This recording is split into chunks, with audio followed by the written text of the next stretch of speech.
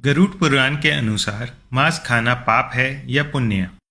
पौराणिक कथा के अनुसार एक बार जब भगवान श्री कृष्ण एक पेड़ के नीचे बैठे बांसुरी बजा रहे थे, तब उनकी तरफ एक हिरन दौड़ता हुआ चला आया और उनके पीछे जाकर छुप गया। वह हिरन बहुत ही घबराया हुआ था। भगवान श्री कृष्ण ने उस हिरन की सर पर हाथ फेरते हुए कहा, क्या हुआ, तुम क्यों छुप रहे हो? जितने में उस हिरन का पीछा करते हुए एक शिकारी भी वहां आ पहुंचा और बोला, यह मेरा शिकार है, इसे मुझे दे दो, इस पर मेरा अधिकार है। तब भगवान श्री कृष्ण बोले, हर जीवित जीव पर उसका खुद का अधिकार होता है, ना कि किसी और का। तब वह क्रोध में बोला, ये मेरा शिकार है, इसे मैं पका कर खाऊंगा। तब भगवान श्री कृष्ण बोले, किसी भी जीव को मारकर खाना पाप की श्रेणी में आता है। क्या तुम पाप के भागी बनना चाहते हो? मांसाहार पुण्य है या पाप? क्या तुम धर्म को नहीं जानते हो? तब वह शिकारी बोला, मैं तुम्हारे जितना ज्ञानी तो नहीं कि यह जानूं कि मांसाहार पुण्य है या पाप, पर मैं यह जानता हूँ कि जीव को मारकर खाने में कोई हर्ज नहीं है।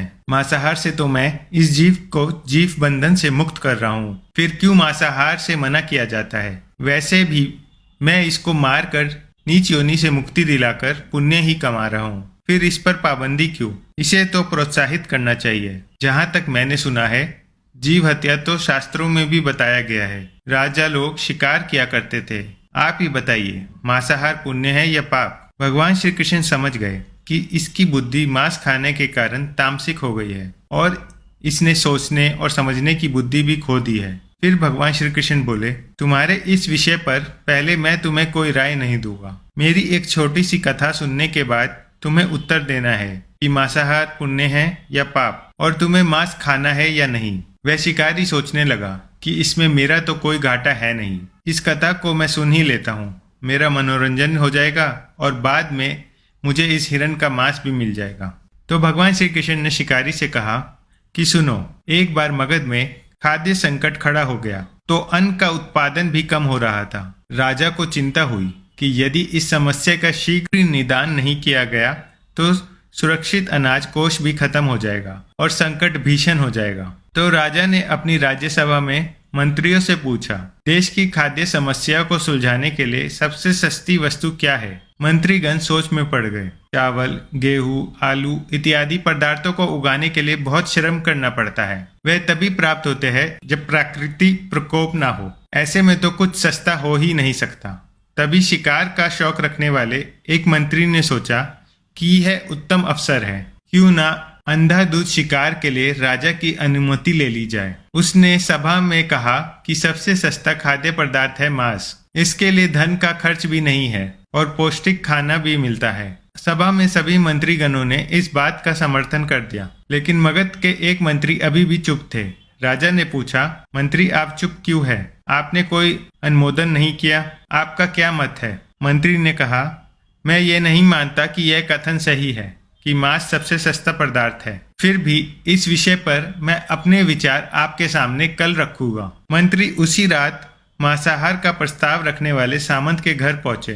सामंत ने इतनी देर रात मंत्री को अपने घर आते देखा तो वह घबरा गया। किसी अनिष्ट की आशंका से वह कांप गया। मंत्री ने कहा, संध्या को महाराज बीमार हो गए हैं, उनकी हालत बहुत ही खराब है। राजवैद्य ने कहा है कि किसी शक्तिशाली देह का 2 तोला मांस मिल जाए तो राजा को बचाया जा सकता है। आप महाराज के सबसे विश्वास पात्र हैं, इसलिए आपसे योग्य और कौन होगा। इसके लिए आप जो भी मूल्य लेना चाहे ले सकते हैं। आप कहे तो इस काम के लिए मैं आपको 1 लाख स्वर्ण मुद्राएं भी दे सकता हूँ। एक बड़ी जागीर भी आप मांग सकते हैं, बस आप अपनी इच्छा कहे। मैं तलवार से आपके हृदय को चीर कर बस 2 तोला मांस निकाल लूंगा। यह सुनकर सामंत के चेहरे का रंग फीका पड़ गया। वह सोचने लगा, जब जीवन ही नहीं रहेगा तो लाख स्वर्ण मुद्राओं का मैं क्या करूंगा, और बड़ी जागीर भी किस काम आएगी। वह झटपट अंदर भाग कर गया और अपनी तिजोरी से 1 लाख स्वर्ण मुद्राओं की पोटली लेकर आया।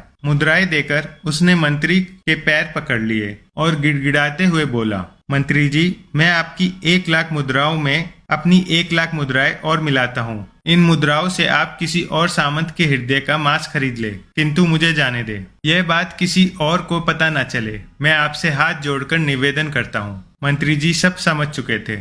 मंत्री सामंत को थोड़ी और मानसिक पीड़ा देना चाहते थे। मंत्री ने आगे कहा, सामंत, आप शरीर से बलवान हैं। आपकी कद काठी महाराज से मिलती जुलती है, इसलिए राजवैद्य ने खास तौर पर आपका ही नाम लिया है। आपके दान से हमारे अच्छे राजा की जिंदगी बच सकती है। आप कहे तो मैं आपको मंत्री का पद देने को तैयार हूँ और खुद आपका कर्मचारी बनकर रहूंगा, पर प्रजा से हमारे राजा ना छीने। सामंत तो फंसता हुआ दिख रहा था। उसने शरीर पर अंग वस्त्र रखकर अपने जूते भी पहन लिए, जैसे वह वहां से भागने वाला था।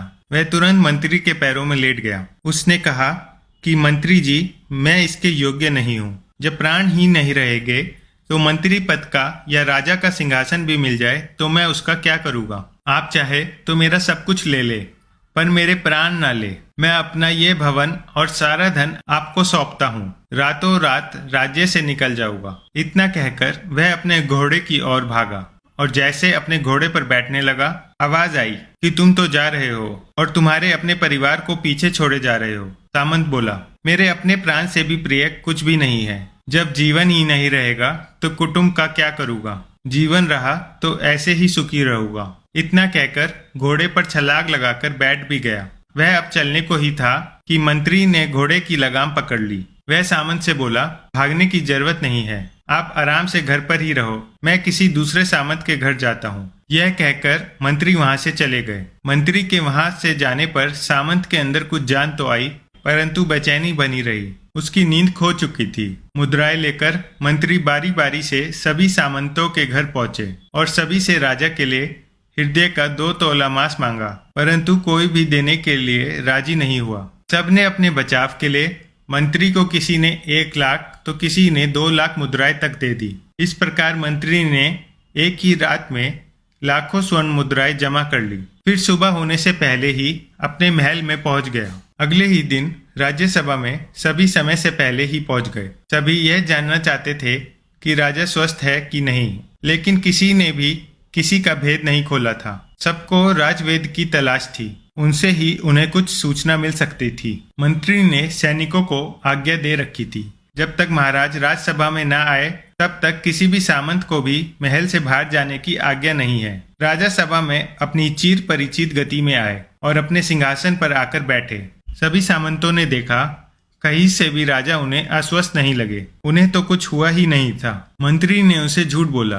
हर सामंत के मन में यही विचार चल रहा था, पर कोई भी किसी और को कुछ भी नहीं बोल रहा था। तभी मंत्री ने राजा के समक्ष 40 लाख स्वर्ण मुद्राएं रख दी। राजा ने पूछा, यह स्वर्ण मुद्राएं किसके लिए है और कहाँ से आई?